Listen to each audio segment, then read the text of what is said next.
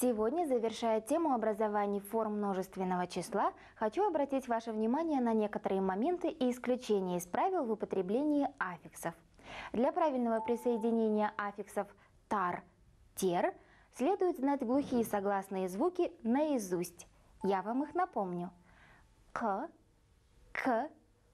п, с, т, ш. Карандас, карандастар. Есік, есіктер. Орындық, орындықтар. Из прошлых уроков вы уже знаете, что исконно казахские слова могут быть либо твердыми, либо мягкими, то есть могут состоять или из твердых, или из мягких гласных.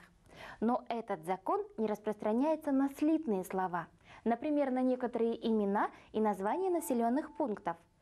Каракөз, Айгуль, Актөбе. Как видите, эти слова состоят из двух компонентов.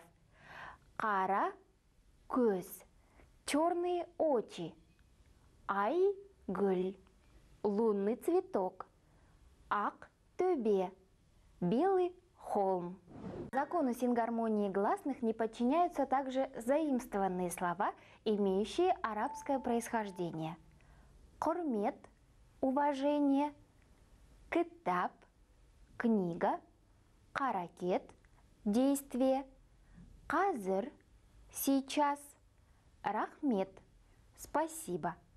Как же образовать из этих слов множественное число? Это довольно просто. Знакомые уже нам окончания прибавляются к этим словам по твердости или мягкости только последнего слога. Например, китаб, китаптар. Айгуль, айгульдер. На сегодня все. Сау болыңыздар.